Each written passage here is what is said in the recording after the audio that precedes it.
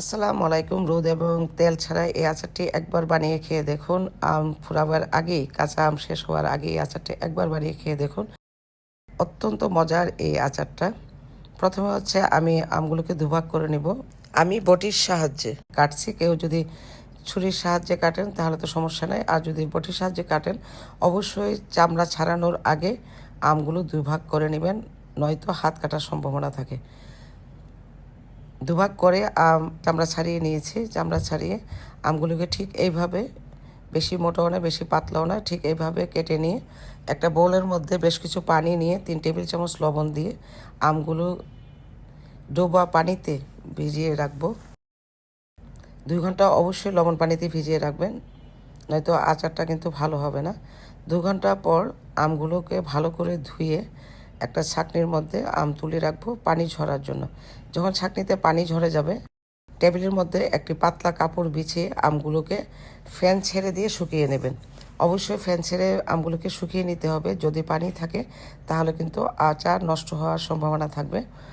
আর কিছুটা টিস্যু দিয়ে মুছে নেবেন। আমি টিস্যু দিয়েও মুছে নিয়েছি আমগুলোকে। এই দেখুন, একদম শুকনো করে মুছে নিয়েছি।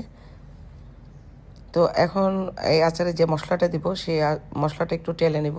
এখানে কিছু শুকনো মরিচ এবং পাঁচফোড়ন নিয়েছি।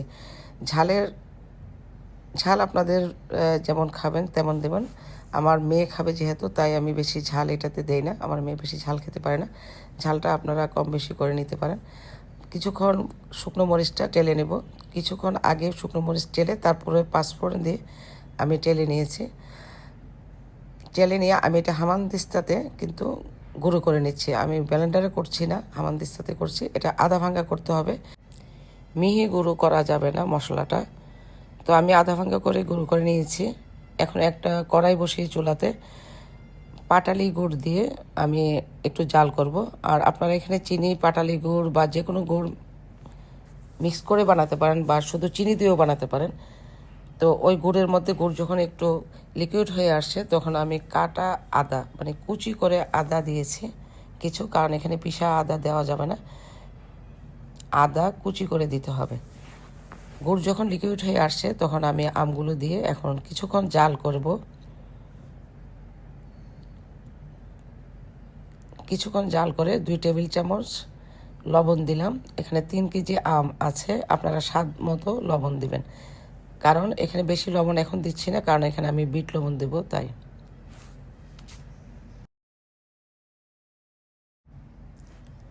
পানি যখন মোটামুটি শুকিয়ে আসবে, আমি এখানে যে মশলাটা গুঁড়ো করেছিলাম সেই গুঁড়ো থেকে 1 টেবিল চামচ মশলা দিয়ে দিলাম এবং 1 টেবিল চামচ বিট লবণ দিয়ে দিলাম। এখন আবার কিছুক্ষণ জাল করব। যখন মোটামুটি পানি শুকিয়ে আসবে, এই গুঁড়ো মশলাটা কিন্তু 3 ভাগে দিতে হবে, একবারে দেওয়া যাবে না। যখন অর্ধেক পানি শুকিয়ে আসছে তখন এখানে আমি 3 টেবিল চামচ ভিনেগার দিয়ে দিলাম। ভিনেগার দিয়ে আবার ভালো করে নেড়েচেড়ে আমি জাল করব। আর এটা নাড়ার সময় অবশ্যই খুব হালকা হাতে নাড়বেন, নয়তো আম ভেঙে যাবে। আর 4-5টা শুকনো মরিচ গোটা দিয়ে দিলাম, এখানে লাল মরিচটা দিয়ে দিলাম। এখানে অন্য কোনো মশলা তেমন লাগে না। একটু জিরার গুঁড়া আর একটু ধনিয়ার গুঁড়া দিয়ে দিলাম। 1 চা চামচ জিরার গুঁড়া, 1 চা চামচ ধনিয়ার গুঁড়া দিয়ে দিলাম।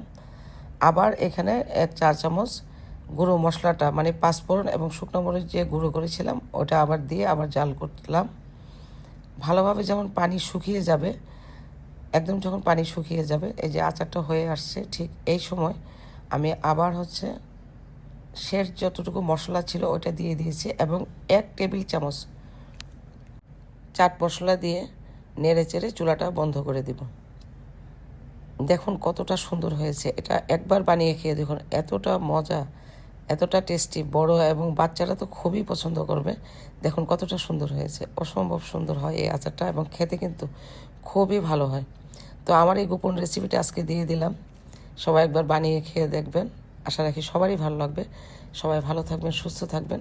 কেমন হয়েছে আমাকে জানাবেন কমেন্ট বক্সের মধ্যে। আপনারা বয়মে এবং বক্সে রেখে ফ্রিজে রেখেও সংরক্ষণ করতে পারেন।